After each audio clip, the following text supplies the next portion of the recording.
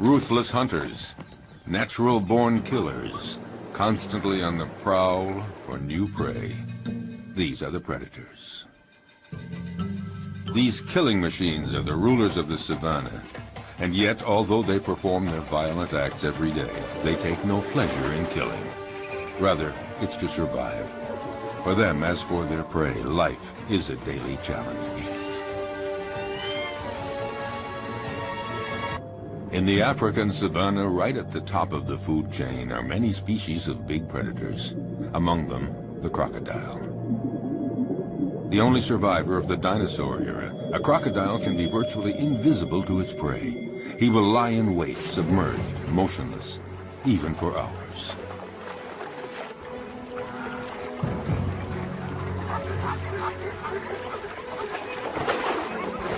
Fearsome, discreet, wily, he is perfectly adapted to life in the water and has the sinister reputation as the most dangerous killer in Africa.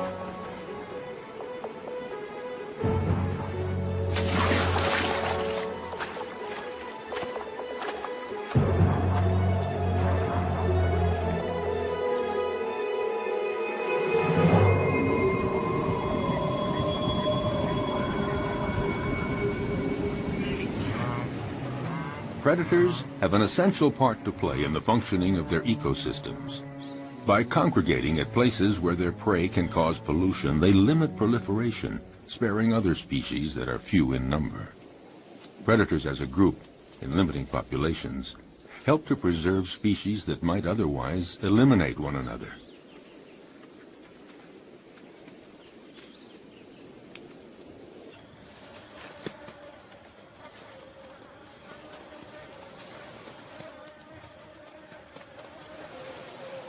In the end, nature is well managed, because any given area always has just the number of predators it can handle, and no more.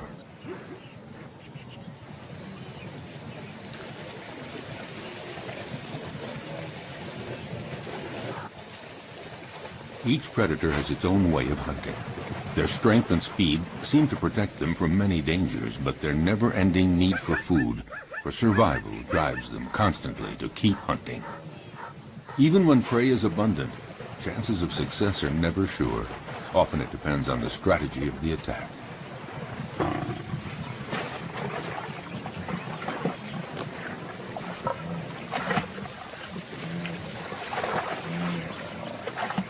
Seized at the throat, this gnu has no chance. The lioness's jaws have broken its spine.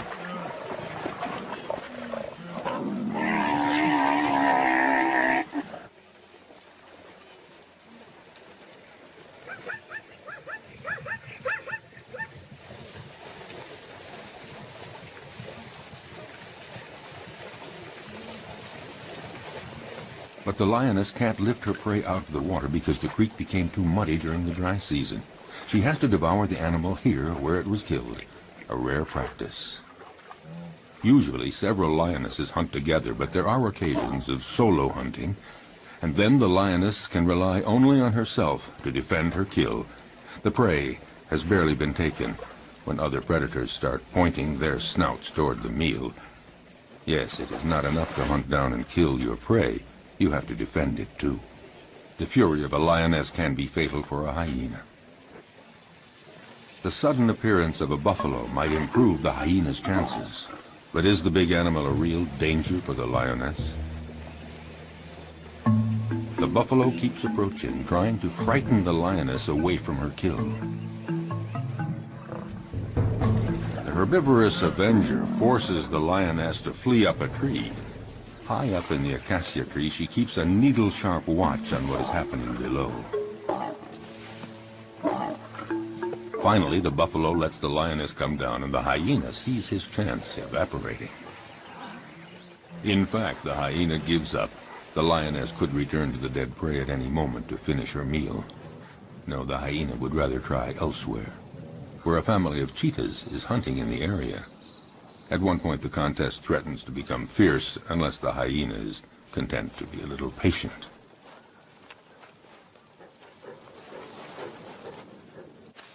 Why not let the fastest predator of the savanna do all the hard work?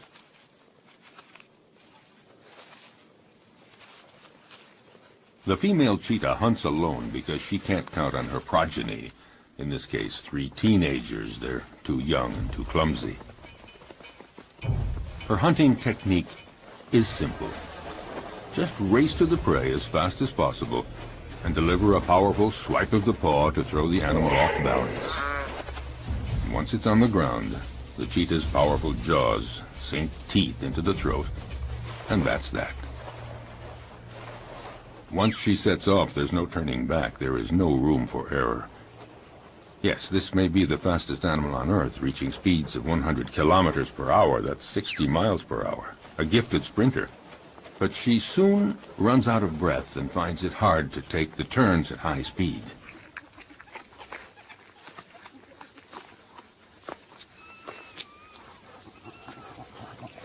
She expends so much energy all at once that she needs a breathing space to recover. And these are precious minutes, because the hyena is on the prowl, and he knows that this is the instant to try something if he's going to steal any of the meat. The young cheetahs waste no time in munching off the first bits. The cheetah senses danger. But what can she do? These kids are too clumsy to make any sort of organized resistance.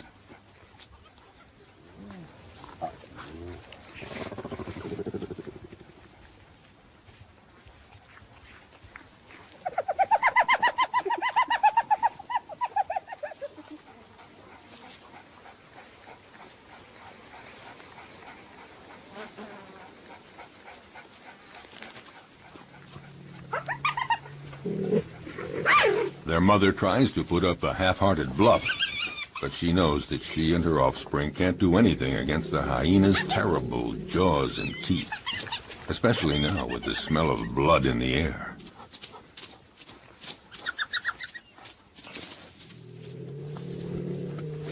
She doesn't even try to fight.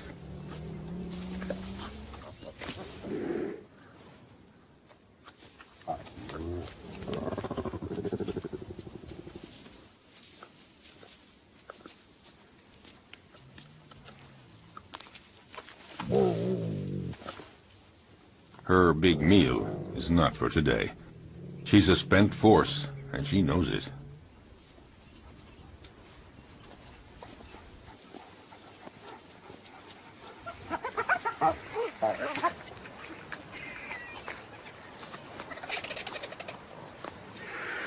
The scent of blood draws many scavengers. They're not considered true predators because they eat animals that have already been killed by others. A real predator hunts down and kills live, fleeing animals.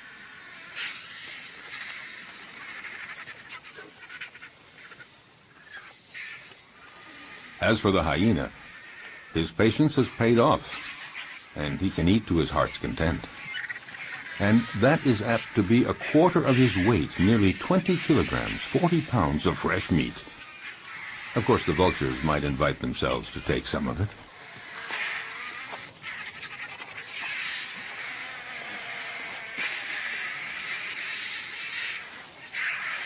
A jackal is prowling around, but he's no match for the hyena.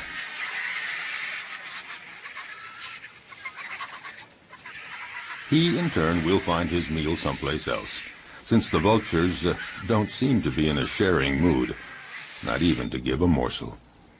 So he has to fall back on more modest prey.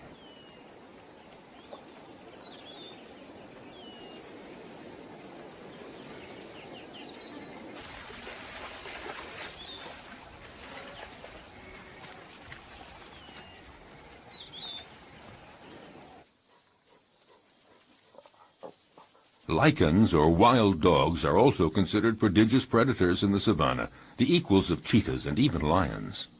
They're among the carnivorous animals that hunt during the day. To feed the family twice every day at sunup and sundown, they leave their lairs to hunt in packs. But they're not always successful, because they're often smaller than the animals they attack.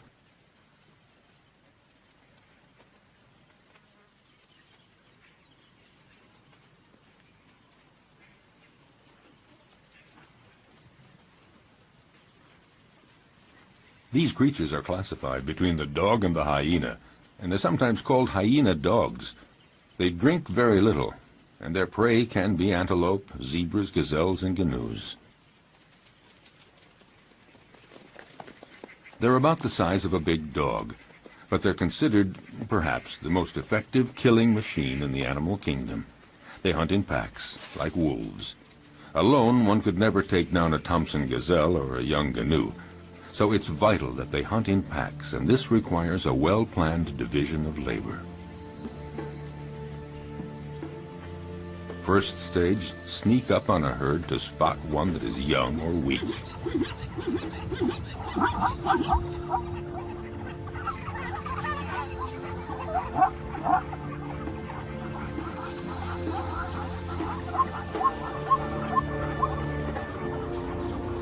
Next, chasing down in relays. They charge the herd to scatter it and isolate the victim. And when that one starts to flee, the wild dog at the head of the pack takes after it at speeds of 50 kilometers an hour, 30 miles per hour. Their strength is in their numbers. The chief directs the whole procedure, but actually getting the prey is seldom as easy as it first appears. They succeed in 2 out of 3 hunts. Zebras know how to defend themselves. Their hooves are hard horn, and they can use them effectively as powerful weapons against attacking predators.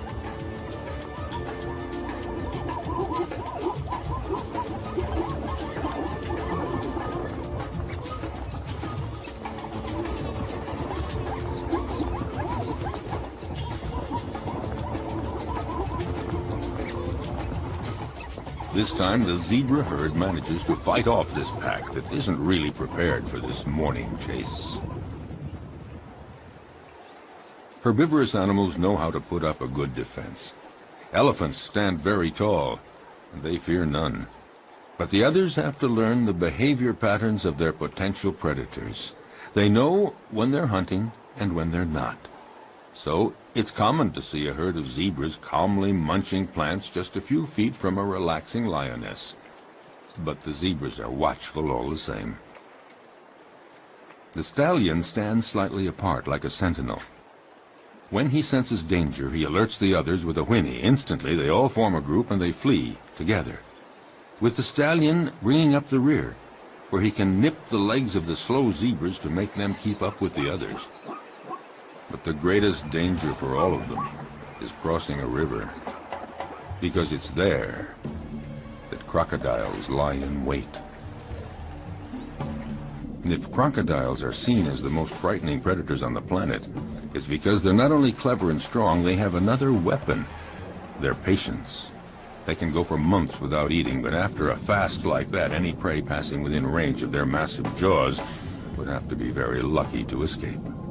Armed with about 70 teeth, a thick body armor of scales, and powerful appendages that they can use to leap their full body length, their attacks are furious and frightening.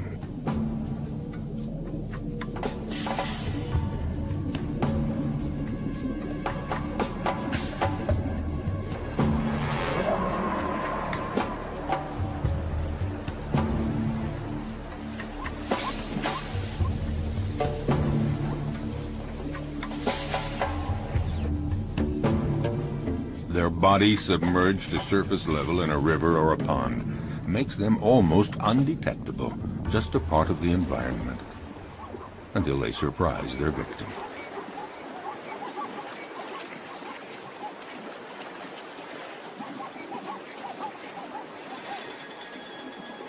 Buffalo, zebras, antelope, these are perfect prey. And slippery shoreline mud or steep riverbanks often make it hard for the prey to get away.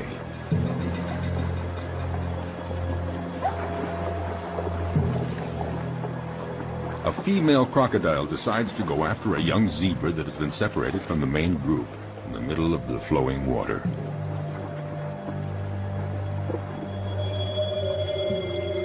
It's not a fair fight. Alone, terrified and wounded in the river, the animal doesn't know where to go or how to get away. The female crocodile tries to drag the wounded creature down into the water, but the youngster is resisting ferociously. It's hopeless. The crocodile has to have a better hold. The prey might get away. Whatever it takes, she has to get a firmer grip with her jaws, and in those few seconds, the zebra could get away.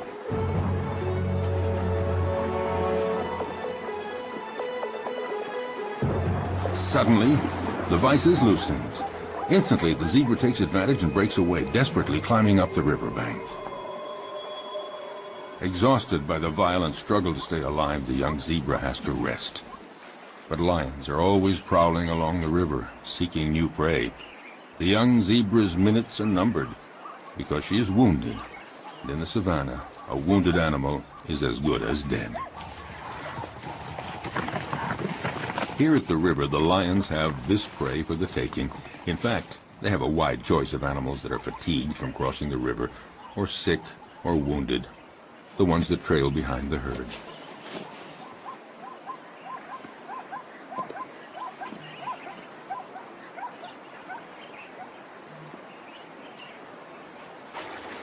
As for the crocodiles, they gather around the only crossing point for the animals. A zebra sounds an alarm to warn the others. But the crocodiles are well aware. They know all they have to do is lie in the water and wait. Sooner or later, the next grazing animals will give in to the strong temptation to cross. It might be Thompson gazelles, eager to find that greener grass on the other side. For them, crossing the river is a real adventure. They're too small to resist the current. They wait, hesitating to take the first step. But for all their fear and reticence, the lure of the wonders sure to be found on the other side becomes too strong. The ones motivated by frantic urges to migrate often pay for their audacity with their lives. Sharing meals is a well-established tradition among crocodiles. A female comes to the party, but the prey isn't big enough for two. You don't share a gazelle. Resigned to this, the guest has only to reach the riverbank and participate in a crocodile's favorite pastime, the siesta.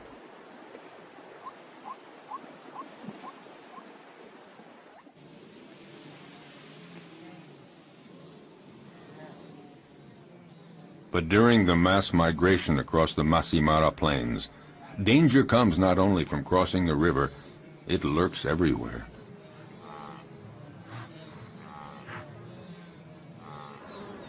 A well-organized pack of wild dogs attacks a young gnu. It's encircled and separated from the herd. The predators then go at it fiercely, relentlessly, showing no mercy. The gnu is exhausted. It's time for the kill. At one point, the animal nearly falls to the ground. One of the wild dogs seizes a hoof. And finally, the creature drops. Often, the attackers will hold the muffle of the prey tight until it stops all movement.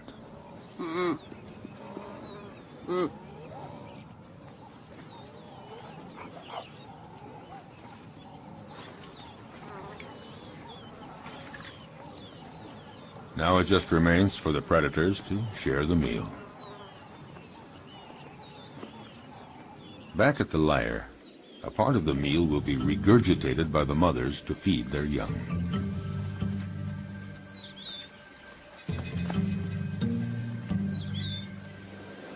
It may seem that predators are ruthless. They show no mercy at all. But they kill only when they're hungry. Their potential prey senses this. As we saw, herds are often oblivious to lions walking almost beside them. But if a herd senses that a lion is hungry, they are away and fast.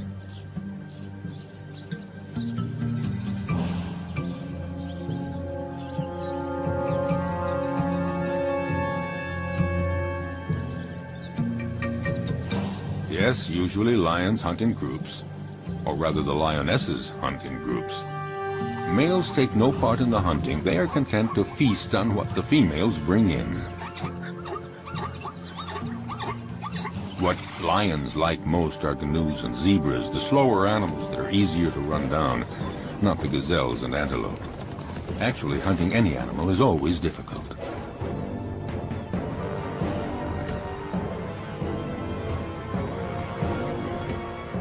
When hunting in groups, lionesses lie in wait, upwind, but one is stationed downwind. They wait for the right moment, and then come out all at once, heading straight for the herd.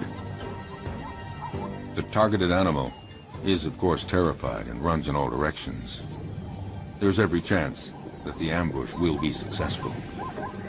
It is said that the zebra has an anti-lion camouflage. When they're running fast and trying to get away from the lions, their stripes create an optical effect that makes it difficult for a lion to distinguish where one zebra starts and the other ends. Unfortunately for the zebras, the effect isn't very effective.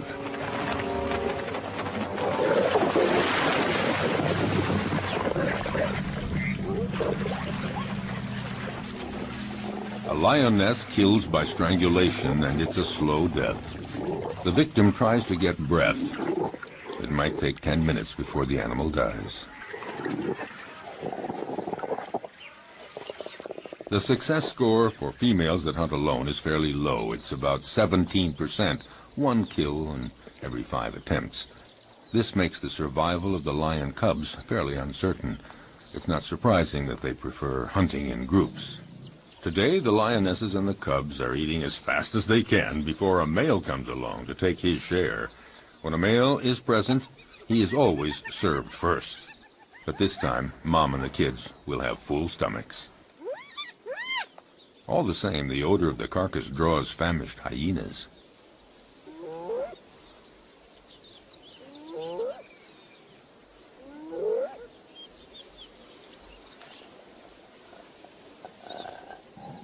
The banquet attracts envious neighbors. The hyena moves in closer, no doubt convinced that the moment has come to make his move. But the lionesses have no intention of letting him get away with it.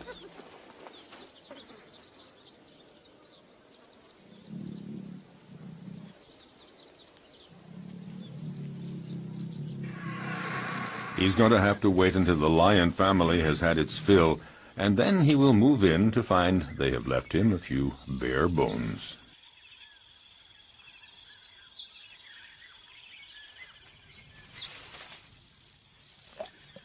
No, not much chance that the lions will leave much for the hyena. Well, if there's nothing here, the hyena has to resume a solitary quest. Why not seek out tender prey, fresh meat, for instance, an unsuspecting, defenseless baby cheetah? For out in the wild, hostile nature, the lives of the young, whether predator or prey, are often precarious.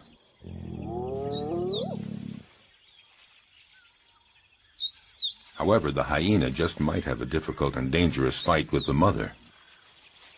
Intimidation, dissuasion, will he dare?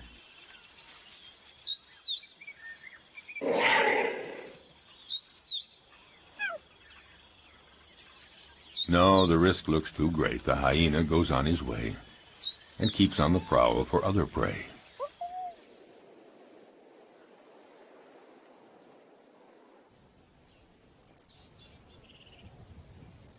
His courage seems to have deserted him for trying another attack. Off the hyena goes looking for any food to quell the pangs of hunger. Once the danger is over, the mother cheetah is required to leave her little ones and go off to hunt. But will they be there when she returns? In the savannah, cruel choices have to be made. The hyena appears to have gone off and is now far enough away. The cheetah has to go for it. A quick hunt and then back to the lair.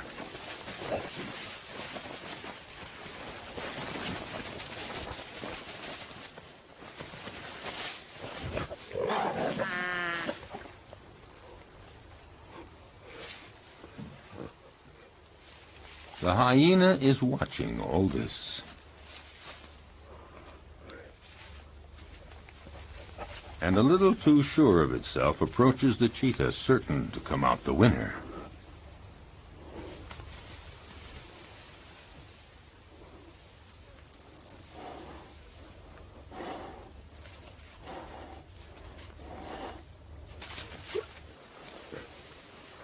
But just then, a new character walks on stage, one that was not expected, a lioness. This one is really sure of herself and determined to turn the situation to her advantage. Nobody dares attack her. The hyena and the cheetah are left on their own.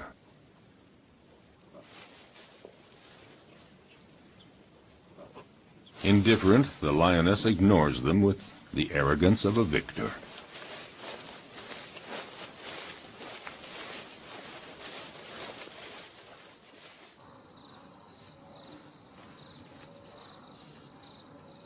Vexed, the hyena, again, goes off to a safe distance. Out of breath, the cheetah isn't too sure that she'll have a meal today. She'd better just go back to her little ones, or maybe make one last attempt under the watchful gaze of the hyena, who more than ever is looking for his slightest chance. By now, other hyenas are present, curious to see how well the cheetah will do. With energy born of hopelessness, the cheetah begins a frantic chase in pursuit of a canoe, but she lacks conviction and is too soon out of breath.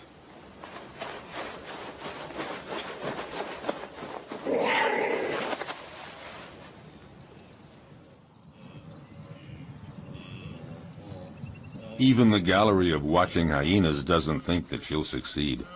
However, they join others of their pack and profit from the panic caused by the cheetah to attack a wounded canoe. The lone hyena would very much like to join the party. Well, aren't there cordial relations among all members of the same species?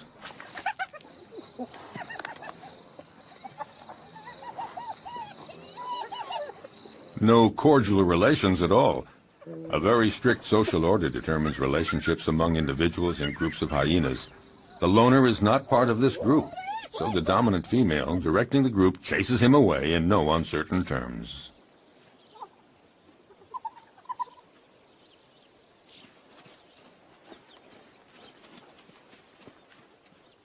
Nothing can be done, so it's best just to melt away into the distance.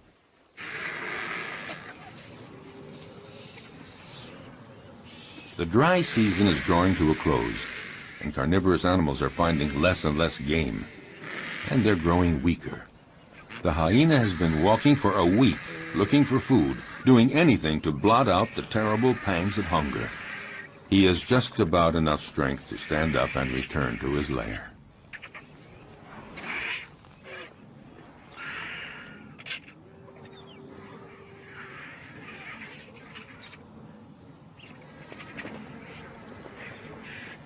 Oh, he knows the vultures are waiting for just one thing, for him to lie down and not get up.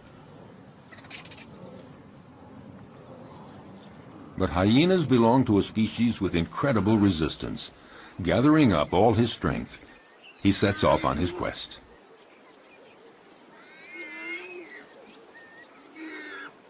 He isn't lucky and doesn't have the strength of a lion, but all the same, his plight isn't so bad compared to that of the warthog that the lioness has no hesitation in devouring while still alive.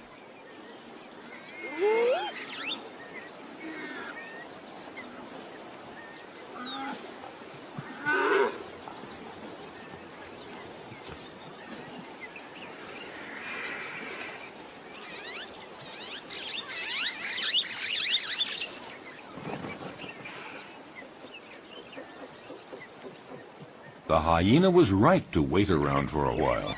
At last, there is a reward because the lioness leaves the warthog carcass after eating only the entrails. Finally, something to eat.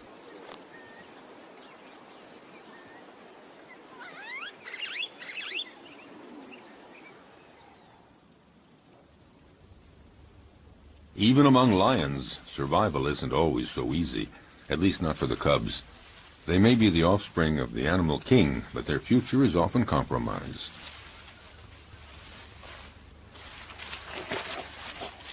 Power and strength characterize the lion, but the cubs are vulnerable, and danger lurks everywhere, even within their own group.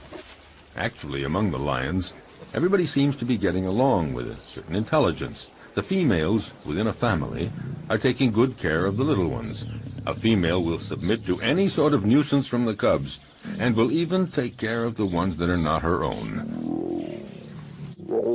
So the females remain calm, but it's quite different with the males. They guarantee reproduction, and they protect the females and the cubs, but they can turn dangerous for the cubs.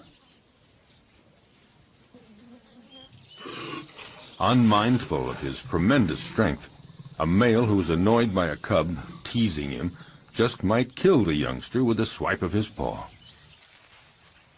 Lions like to live in a stable family group, and yet the young ones, especially the newborn, are always vulnerable.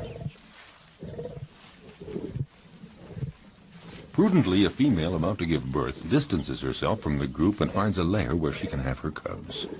She wants to find a natural hiding place where hyenas and jackals and cheetahs can't get at the little ones, and to keep them safe from the male lions that might come to take them. A female may have as many as 6 cubs at a time, but only 1 in 5 will survive to adulthood. Cubs are most fragile during the first 20 months. Then they are young adults. The mother lioness has to leave her cubs in the hiding place and go out to forage for food, but she never knows whether when she returns she's going to find them dead or alive. Will they escape the prowling predators? The lioness is now isolated from her group, and she has to hunt alone. Her predatory hunting instincts have to overcome her maternal feelings.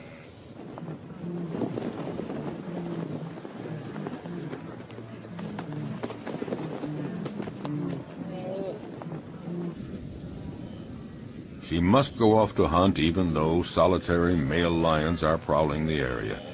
They pose an enormous danger for the newborn cubs. If a male lion discovers them, he will probably kill them at once. Time is of the essence. The female must get back as quickly as possible.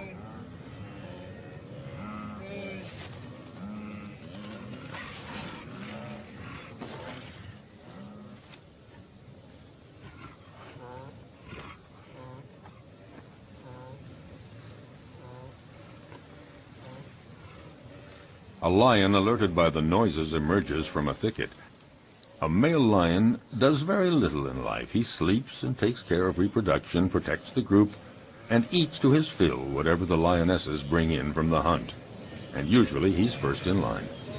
The lioness is well advised to catch her breath quickly and start eating as much as she can to regain her strength before the male shows up.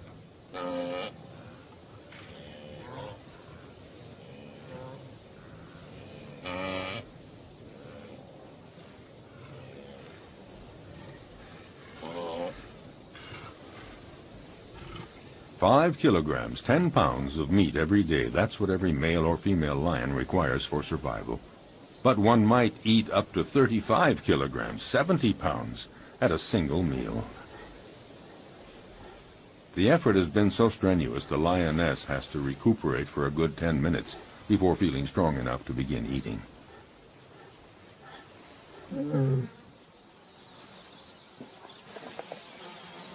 Drawn to the food, the male approaches the female. She submits because she knows the social order within lion groups. Males take first. Hence the lion's share, and here it literally means that he takes all the best pieces for himself, and he takes them before anyone else in the group. A male lion can be the most powerful predator of the savannah if he chooses. He's fearless. No animal would ever approach his killed prey.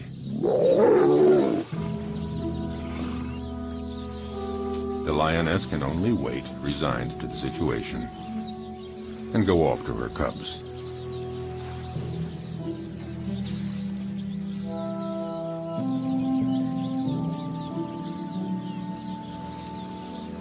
Returning from the hunt, the young mother lioness has to make her presence known. A cruel surprise awaits her. Her little ones had a surprise visit from a solitary male lion that happened upon them. Only 1 cub remains, but it's dead.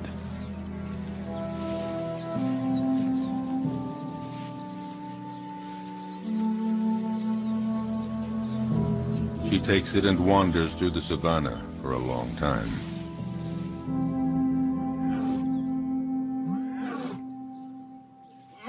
Before she can bring herself to give up the cub's body to the vultures.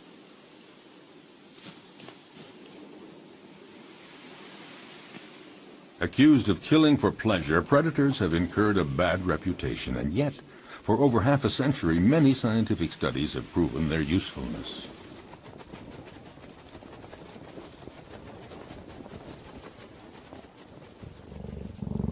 A number of predators are key species that enrich their region and determine the structure of animal communities. They maintain a good balance between various species. Attempting to suppress the predators to protect nature is a mistake, because any place without predators is not a stable environment. On the contrary, it's an artificial habitat made poorer and more fragile.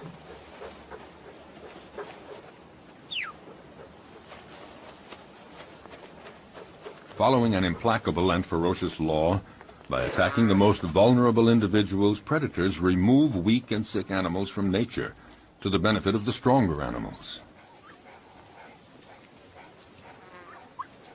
For all that, the life of a predator is not so simple.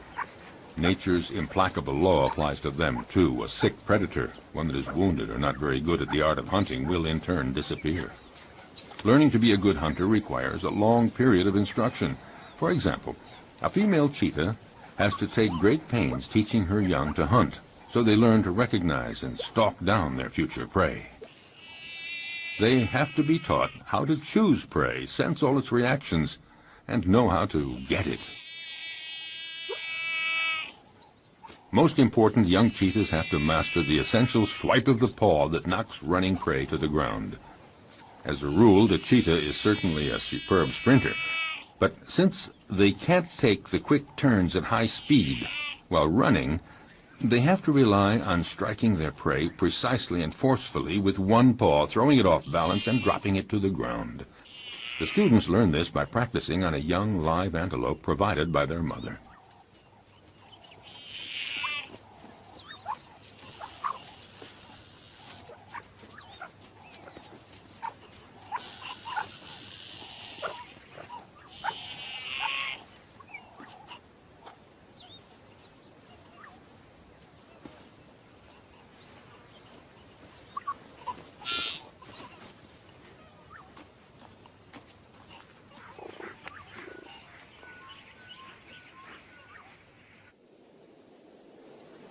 In the broadest sense, being a predator is feeding on other living creatures. Under that definition, practically all animals are predators. It's just a matter of scale.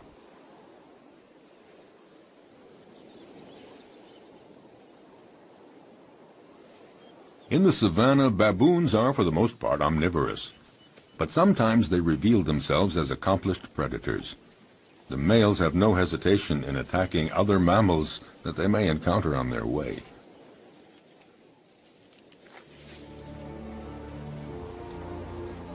They can be terrifying opponents. Their bite is awesome. A powerful dominant male has caught a small gazelle. He doesn't wait for the prey to die before devouring it, right in front of his underlings.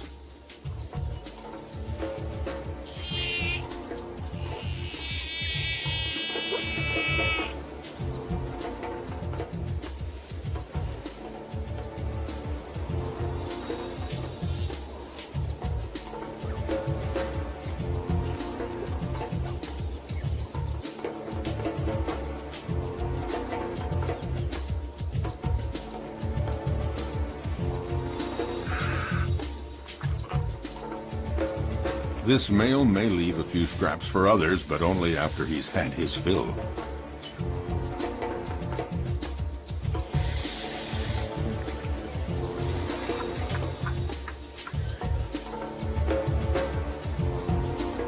In the savannah, death is a part of everyday life.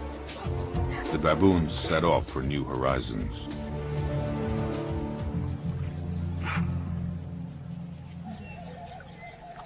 But predators are not limited to attacking weak herbivores. They devour other predators, and at every opportunity. Some animals are completely oblivious to the danger present along the riverbanks. Like young baboons, apparently, the smaller the predator, the more invulnerable they feel. Foolhardy or oblivious, the baboons have apparently decided to tempt the devil, and this particular devil is a crocodile. For the young ones, the game is approaching the riverbank as close as possible, but for the older ones, the most exciting provocation is in actually drinking from the river very close to a crocodile who's pretending to be asleep. It would seem that the one taking the greatest risk is matching himself against the most dangerous predator of the river. A youngster takes one chance too many, and things get dramatic.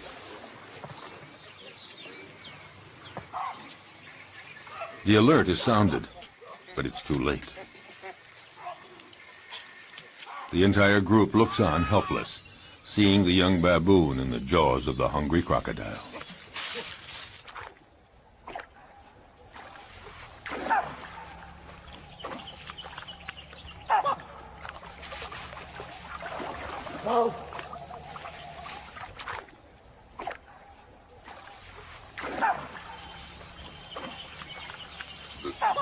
In the world of the predator, you pay for the slightest mistake. But along the river banks, the crocodiles don't always have it their way. Facing a hippopotamus, the law of the stronger and the bigger holds, and the hippos move right in to use their heavyweight position to provoke the crocodiles.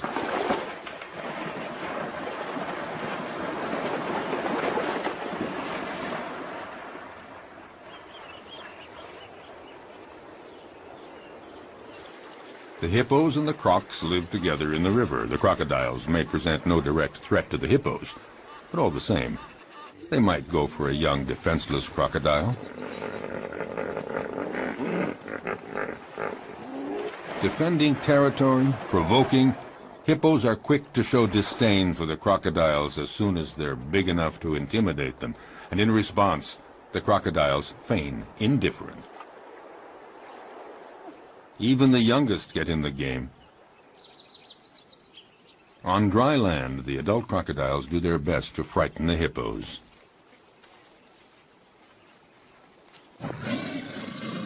They multiply their efforts, but the massive creatures don't believe a word of it, so to speak.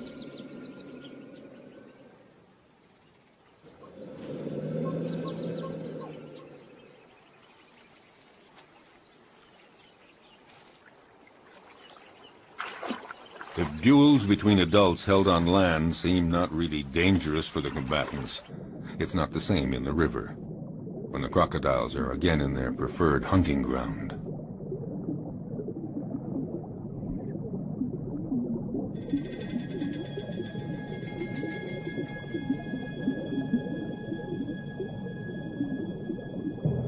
In the aquatic element, a crocodile is ruthless, facing a young hippo. Didn't realize how dangerous it is to get separated from the group.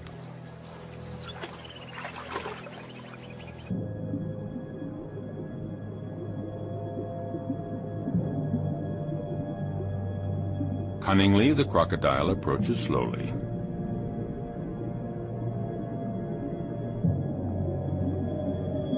Very calmly, it pursues the prey, waiting for the right moment to strike. Feeling safe, not sensing exposure to any danger, the hippo swims down in the water. And the crocodile glides effortlessly. He's in no hurry.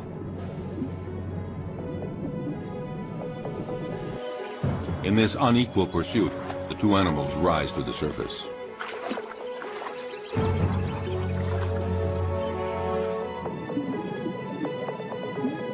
It only remains for the crocodile to pounce and pay no penalty.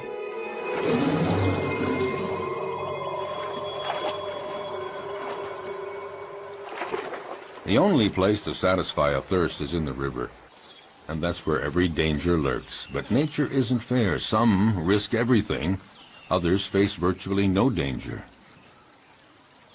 Take the giraffe, gaining considerable protection from its great height. Still, it's in mortal danger drinking at the river, because it has to spread its legs, and in this uncomfortable position, the giraffe is highly vulnerable.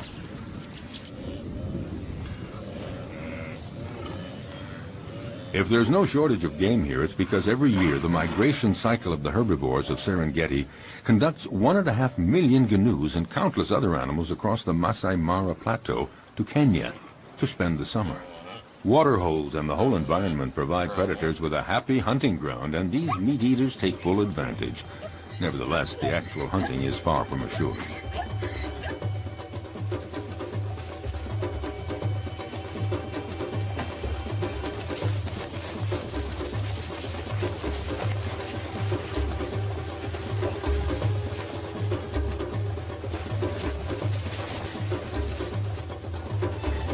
As always, some succeed and others fail, but it's not because there's no game. Some prey defend themselves with enough energy to repulse the most ferocious attacks. With 4 against 1, the cheetahs seem to have achieved their goal. But such combats don't always end as predicted. It would appear that the cheetahs have the advantage, but that doesn't take into account the endurance of their opponent or the gnu's instinct for survival.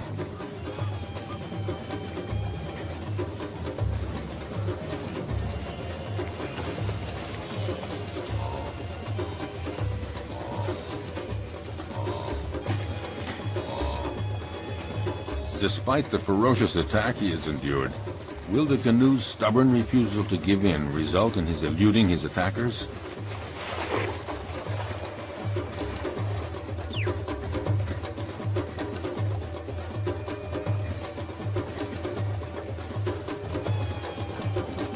Thrown off balance by the gnu's sustained fury in managing to escape their claws and teeth, the cheetahs seem unable to administer the fatal blow.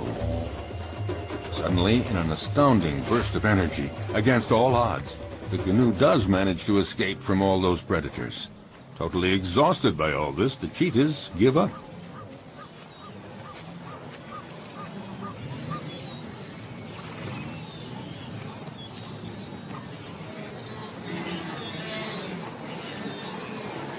In this immense jumble of thousands of gnus and zebras and gazelles, as we have seen, the most fearful moments of their long migration trek come when they have to cross the river. But paradoxically, if it's their great number that attracts predators, it's also their massive numbers that provide their best defense against the feared crocodiles.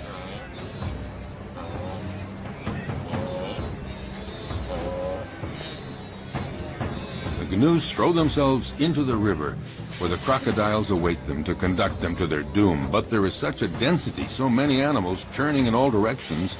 In this confusion of horns and hooves, the crocodiles are confused, unable to find a precise target. Some of them even stomp on crocodile heads in their frantic, panicky movements.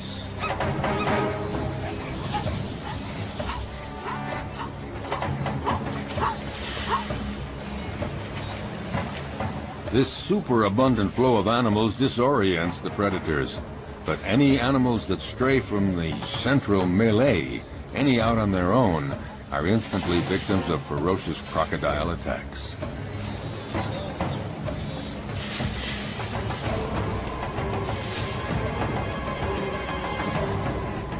The prey is seized in a single leap, the victim rendered rigid by the pain of the bite, held firmly in those massive jaws, and the crocodile begins to devour the animal.